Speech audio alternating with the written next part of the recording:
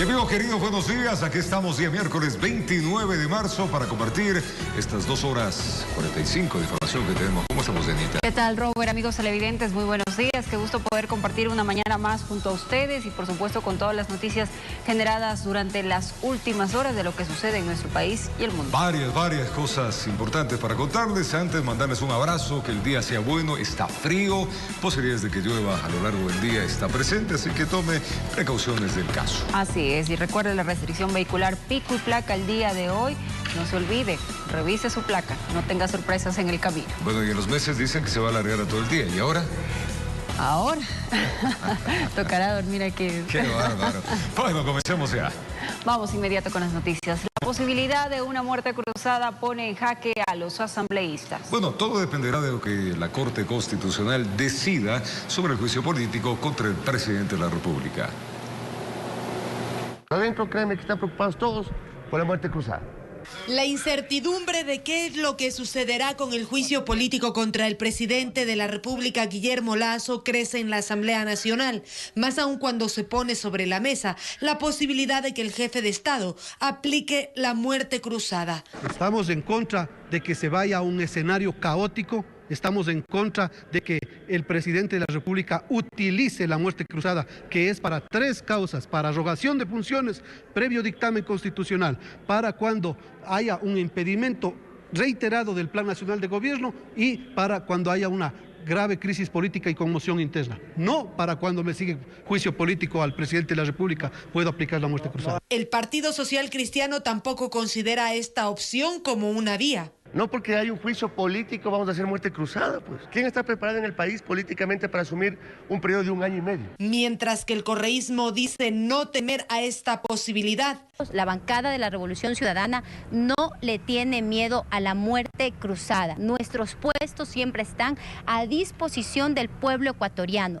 Un sector de Izquierda Democrática considera que es un recurso que el presidente de la República lo tiene en sus manos. No hemos estado a la altura como Asamblea Nacional, así como tampoco ha estado a la altura el presidente de la República, Guillermo Lasso. En este momento eso es lo que quiere el pueblo, que todos nos vayamos a la casa. Desde el oficialismo se indica que de admitirse el juicio político, el presidente de la República se defenderá. Pero si la respuesta es que frente a que la Corte Constitucional pueda dar dictamen favorable para que el juicio político avance, deben saber que el presidente de la República se presentará ante la Asamblea Nacional y se defenderá como corresponde. Pero eso no deja sin ningún efecto el que la muerte cruzada pueda ser utilizada a consideración de lo que da el marco constitucional. Esto se desata en medio de pugnas internas entre el correísmo y el Partido Social Cristiano. Rafael Correa ha dicho que hay jueces que se deben a alguien y decir que se va a tomar decisiones por un partido político. Es muy grave lo que se ha dicho.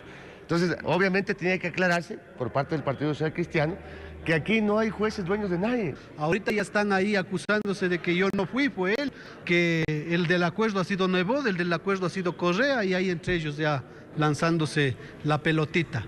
El acuerdo es entre los 3. Informó Valeria Navarro. Y mediante un comunicado, la Corte Constitucional aclaró que el examen de admisibilidad para el enjuiciamiento político del presidente de la República todavía no ha sido votado por el Pleno del organismo. Tras una serie de publicaciones en redes sociales que aseguran que la Corte Constitucional ya habría fallado ante el pedido de admisibilidad sobre el caso de juicio político en contra del presidente de la República, Guillermo Lasso, la Corte Constitucional tuvo que aclarar que todo es falso. En un comunicado oficial, manifiestan que el Pleno del organismo sesionó por última vez el día 27 de marzo de 2023.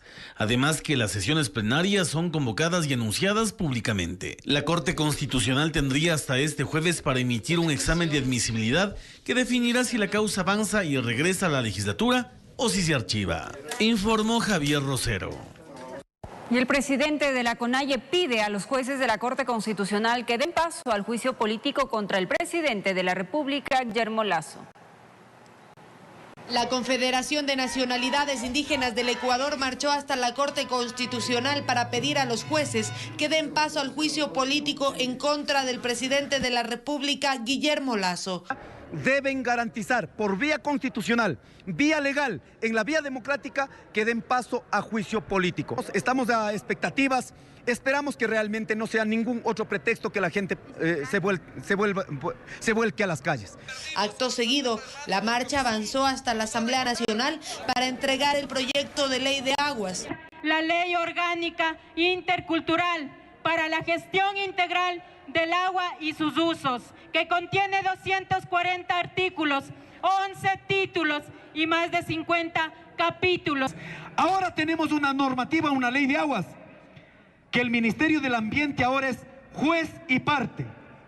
¿Cómo es que el mismo ministerio autoriza para la utilización del agua en grandes minerías y el mismo ministerio está vigilando si contamina o no contamina?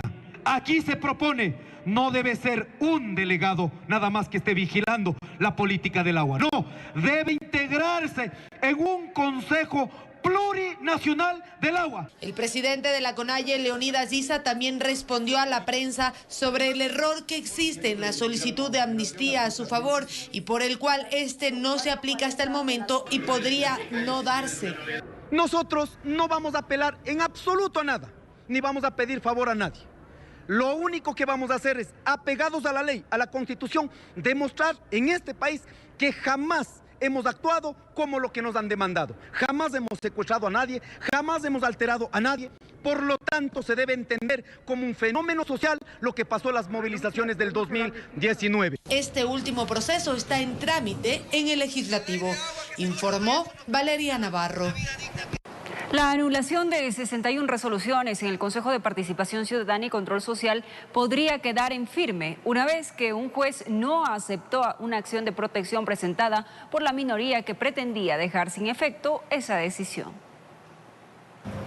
Con una acción de protección, los consejeros Carlos Figueroa y Alan Molestina querían que se deje sin efecto la resolución adoptada por la mayoría del Consejo de Participación Ciudadana y Control Social, que anuló 61 resoluciones tomadas por el anterior Consejo, como es la designación del superintendente de bancos. Nosotros fundamentalmente basados en criterios jurídicos y legales tomados, por ejemplo, por la Sala Multicompetente de Santo Domingo y también por un oficio de resolución tomada por la Procuraduría General del Estado, donde se nos decía claramente que nosotros no podemos revisar las designaciones de las autoridades que se había hecho en fechas anteriores. Pero la suerte no estuvo a su favor y el juez Jorge Miranda de la Unidad Judicial Civil de Iñaquito resolvió desechar la acción por considerar aparentemente que este caso no corresponde a la justicia constitucional, sino a la ordinaria, por ser un desacuerdo entre consejeros. Entonces, esta mayoría del Consejo de Participación Ciudadana podrá tomar las acciones que les dé la gana, como lo que quieren declarar válido al anterior superintendente de bancos, que fue declarado inválida esa resolución por un juez de San Borondón y ratificado por la Corte. Para ellos, esto sería la pérdida de una batalla, más no de la guerra. Este resultado negativo de ninguna manera nos quiebra nuestra moral, nuestra voluntad de lucha. Y nosotros lo que estamos haciendo en este momento es apelar a la Corte Provincial. A ver si el tiempo les alcanza, puesto que ellos solo estarán en funciones hasta mayo, cuando sean posesionados quienes fueron electos en las pasadas elecciones del 5 de febrero. Informó Héctor Romero. Vamos a contarles que en medio de cuestionamientos por una aparente desorganización, 12 de los 15 candidatos a defensor público rindieron el examen escrito. También las críticas fueron a Wilson Falconi, presidente de la Comisión de Selección, por acusaciones en su contra. El instructivo determina con claridad, señor portero. De esta forma, accidentada, se instaló el examen escrito como parte del concurso para la selección y designación del defensor público. El candidato Darío Portero increpó a Wilson Falconi, presidente de la Comisión Ciudadana, encargada del proceso. En la acción de protección se ventiló que este presidente de la comisión es deudor del Estado público, del Estado, y no debe participar o no puede, está impedido de ejercer cargo público. Pero ahí está, participando. Vamos a ver qué es lo que pasa a lo largo de estos días. Pero no fue el único reclamo, vino uno tras otro. Al parecer la comisión no tomó las medidas necesarias del caso, lo que encolerizó a algunos postulantes. Honestamente deberían investigar la calidad de docentes a los que seleccionaron para que preparen estas preguntas. No va de acuerdo. Preguntas incoherentes, ¿no? Preguntas incoherentes. Por ejemplo, que te pregunten en qué artículo de la Constitución se lee esto. Un número textual y 7 números, del 420 al 425, 5 números seguidos. Es un desafío auténtico a la memoria, una estupidez que te pregunten al menos un académico que te haga una pregunta sobre el artículo en el que se encuentra un texto, es absurdo. Otra de las cuestiones importantes, faltas de ortografía que encontramos dentro de estas preguntas y otras más. Al final, luego de 2 horas de lo previsto, tras superar los inconvenientes, se les entregó las 60 preguntas a ser calificadas sobre 30 puntos. Hemos sido notificados en legal y de forma. Si algo sí causa bastante molestia la cantidad de personas que han incumplido con los requisitos, han presentado una cantidad de acciones de protección que han demorado un proceso que lleva desde el año 2021. Ya ha pasado por 3 administraciones, 3 presidencias. En medio de todo esto, dentro de 3 días está previsto que se les convoque para el examen práctico, informó Héctor Romero. El riesgo país de Ecuador continúa por los cielos a pocos días de finalizar el primer trimestre del 2023. La inestabilidad política, aseguran expertos, ha influido de manera determinante en el incremento de este indicador. ¿Cómo nos afecta? ¿Cómo revertirlo? En el siguiente reportaje se los contamos. Los últimos reportes del Banco Central sitúan a Ecuador como la tercera nación con el riesgo país más alto de la región, solamente detrás de Venezuela y Argentina. A pocos días de finalizar el primer trimestre del 2023, Ecuador ya superó los 1.800 puntos. Si analizamos el riesgo país de Latinoamérica, está en 600 puntos. Quiere decir que nosotros somos 3 veces más riesgosos, hasta 4 veces más riesgosos que todo el promedio de Latinoamérica. La inestabilidad política, aseguran expertos, ha sido el factor determinante para el continuo incremento del riesgo país. Pues los inversionistas dicen, si es que el presidente Lasso sale mañana, ¿quién me paga la deuda? Pues lo que hacen es corren a los mercados internacionales y dicen, denme lo que sea por mis bonos actuales, descuentan el precio y así que nuestro riesgo país se dispare. Mantener indicadores tan altos, indican, no solo le resta competitividad al país, sino que reduce significativamente su crecimiento económico. Cuando los indicadores macros de buenos pagadores, de seguridad son malos, nuestro país no es un país atractivo para que la gente invierta. La Cámara de Industrias mira con preocupación esta cifra y exhorta al Estado y a la ciudadanía a crear las condiciones necesarias para mejorar los indicadores económicos y la calidad de vida de los ecuatorianos. Lo que tenemos que hacer es defender la institucionalidad, insistir en agenda de mínimos y convocar a todas las autoridades a comprometerse en torno a la defensa de la democracia y de la paz. Informó Álvaro Terán. 7:12 en la mañana, gracias por acompañarnos. 9 grados centígrados en la ciudad de Quito. Pues habíamos hablado que la directora administrativa del Hospital del IES, Teodoro Maldonado Carbo, fue asesinada, esto en el sur de Guayaquil. Pues sicarios perpetraron el crimen con varios disparos cuando ella conducía su automóvil. Vamos directamente a la ciudad de Guayaquil. Adriana Peralta nos tiene detalles de este lamentable suceso. Adriana, buen día. Hola, ¿qué tal, compañeros? Muy buenos días, amigos televidentes. Natalie López Borja, directora administrativa del Hospital del IES Teodoro Maldonado Carbo, fue acribillada a las 8:30 de la noche de este martes 28 de marzo en el puente de la avenida Pío Jaramillo, sentido hacia la pradera que corresponde al sur de Guayaquil. 2 sicarios que se trasladaban en una motocicleta interceptaron a la funcionaria para propinarle varios disparos. Estos proyectiles impactaron dispararon en su cabeza, acabando de inmediato con su vida. En el punto llegaron los equipos especializados de la Policía Nacional para recabar indicios balísticos, además de hacer la revisión de las cámaras de seguridad para tratar de localizar a los atacantes. Posteriormente, pues ya se darán mayores detalles si este crimen estaría relacionado con sus funciones aquí en este hospital. Vamos a revisar un reportaje que preparamos para ustedes. El carro quedó con los orificios de ingreso de proyectil en el vidrio de la puerta del volante y dentro estaba sin vida una ciudadana. Las heridas en la cabeza y tórax provocaron el fallecimiento inmediato. En esta ocasión la víctima de los sicarios fue Natalie Cristina López Borja, la directora administrativa del hospital del IES, Teodoro Maldonado Carbo. Este hecho violento contra la funcionaria ocurrió en el distribuidor de tráfico que une la avenida 25 de Julio con la Pío Jaramillo. Ella se dirigía por la ruta que la llevaría hasta La Pradera y también hasta la avenida Domingo Comín, en el sur de Guayaquil. Este hecho se perpetró en pleno paso elevado. Dos sujetos la seguían en una motocicleta y la alcanzaron en ese lugar donde abrieron fuego. Esta noche tenemos un fallecimiento de una persona de sexo femenino. Obviamente nuestros equipos del eje investigativo se encuentran ya trabajando, están procesando la información para tratar de identificar tanto a los causantes y cuál fue el motivo de este hecho. Agentes de criminalística inspeccionaron el automóvil, fijaron indicios y revisaron todo minuciosamente.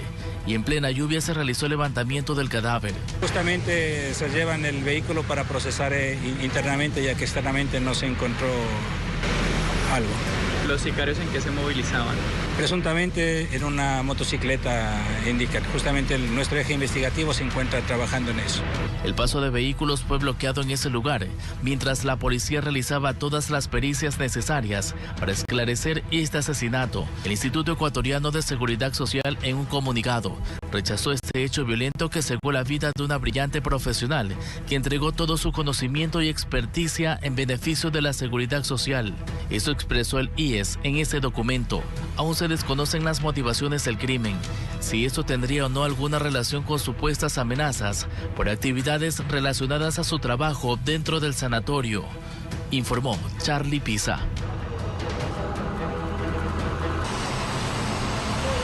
Recordemos que la funcionaria salía de su turno hospitalario y se dirigía a su trabajo cuando fue interceptada por los sicarios que le dispararon y terminaron con su vida. También es importante ponerlos en contexto, puesto que en meses anteriores, de hecho exactamente el 10 de febrero del año en curso, el gerente de este hospital, Francisco Pérez, fue víctima de un intento de secuestro cuando llegaba a su domicilio ubicado en cambio en el norte de Guayaquil. Mientras que en agosto del 2022 Pérez presentó una denuncia por intimidación un mes después de asumir el cargo.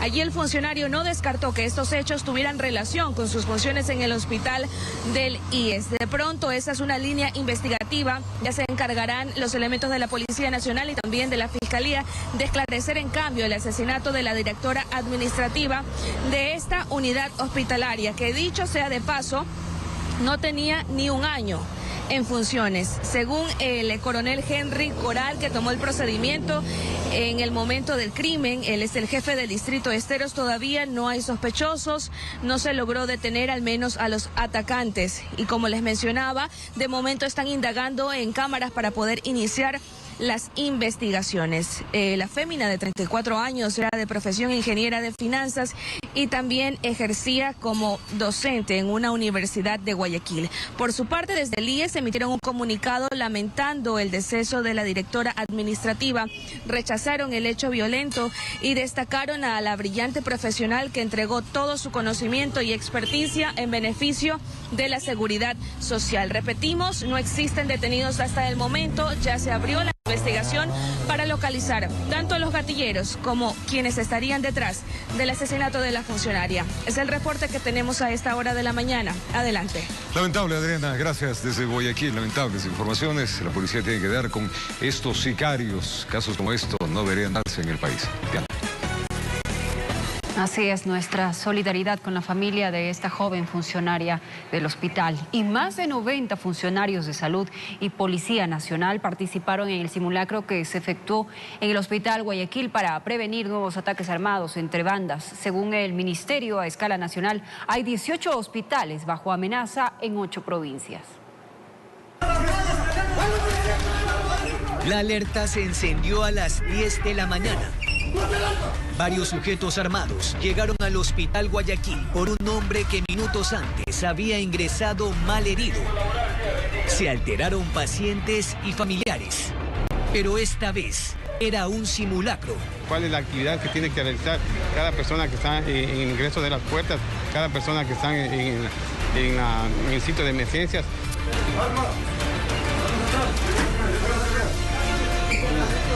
El 2 de marzo mataron a Marvin Vergara San Martín, quien antes fue baleado afuera de su casa.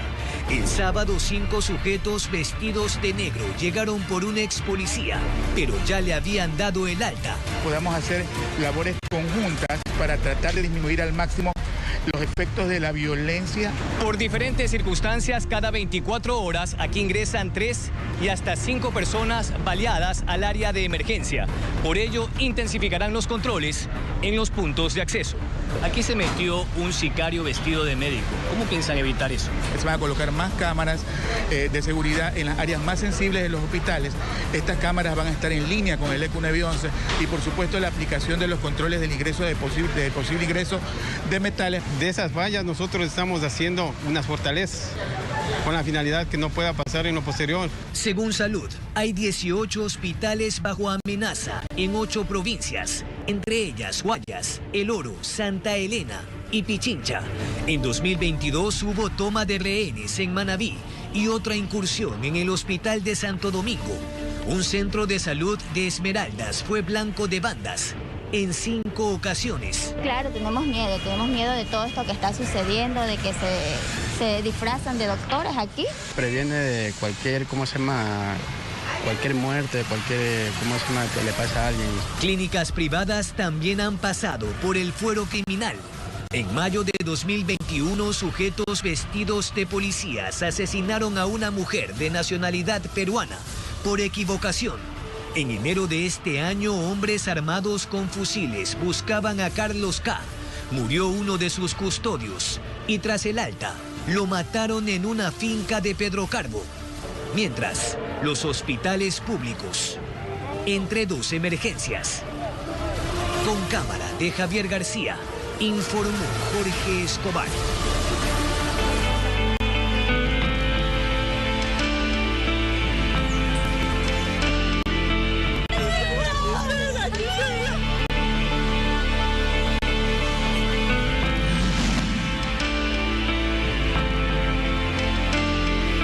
Desgarradoras imágenes. Realmente en Alausí la problemática va creciendo día a día. Vamos con Adriana Rojas. Ella se encuentra en la zona 0 de este deslave, de este aluvión. Nos tiene pues un informe de lo sucedido en este punto, en este punto de desgracia del Ecuador. Así que Adriana, te escuchamos. Adelante. Roberto, amigos televidentes, una excelente mañana para todos ustedes. Así es, a esta hora ya se encuentran activados los diferentes organismos de rescate de los cuerpos de bomberos de varias ciudades que se han dado cita aquí hasta la zona 0 para ayudar a las personas a buscar a sus familiares desaparecidos. Decirles también que el día de ayer fue una jornada súper complicada porque lamentablemente los torrenciales aguaceros impidieron de alguna manera que se puedan ejecutar los trabajos hasta horas de la tarde y noche. Alrededor de las 5 de la tarde se suspendieron por completo, incluso se evacuó toda la zona 0 y los alrededores por el inminente peligro que representaba continuar en este punto, porque según lo que señalaba el cuerpo de bomberos, en la zona alta se habían identificado algunas grietas por las cuales estaba ingresando el agua y al ser un territorio aún inestable debido al movimiento en masa que existió, esto podría tal vez generar un nuevo deslizamiento poniendo en riesgo la vida no solo de los socorristas, sino de los familiares que llegan hasta este punto, porque hay que recalcar que la información que dan las familias aquí de dónde se encontraban las viviendas, cómo era más o menos la forma en la que se encontraban encontraban sus domicilios. Es importante para que los organismos de socorro puedan actuar. El día de ayer ya se hallaron 5 cuerpos en estos puntos. Uno de ellos incluso de una pequeña de tan solo 2 años de edad. Donde estaba la pequeña era justo en una vivienda que quedaba al lado del Coliseo, que quedó completamente tapada por la tierra. Allí también, según los testimonios de los vecinos, existirían 2 pequeñas más junto al padre de la nueva víctima mortal que se suma a la lista, que ya alcanzan las 12 personas fallecidas por este deslave en Alausí. Para conocer más detalles de la jornada de ayer, les presentamos el siguiente informe.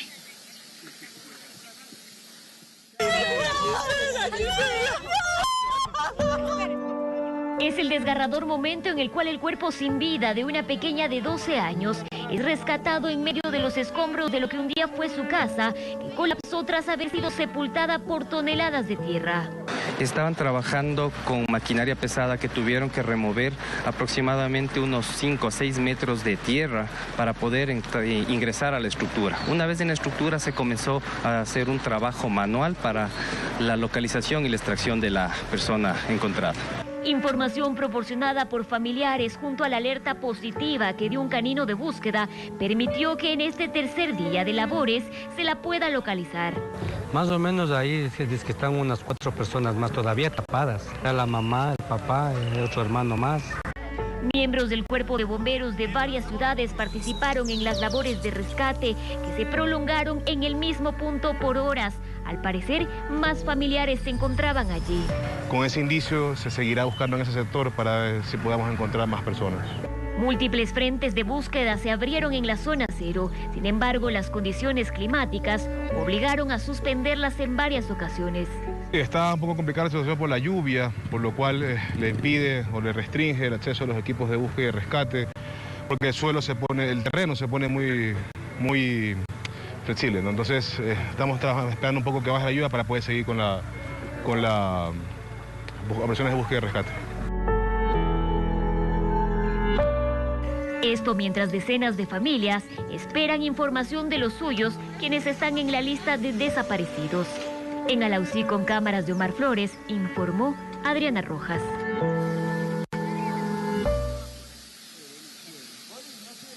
Así es, de esa forma se llevó a cabo las labores de rescate, búsqueda de personas desaparecidas aquí en la zona cero. Hoy se están concentrando en el lado norte. Recordemos que, según lo que han dicho los moradores, esta calle, por ejemplo, la calle que vemos aquí, llegaba más o menos hasta donde nosotros nos encontramos y circunvalaba.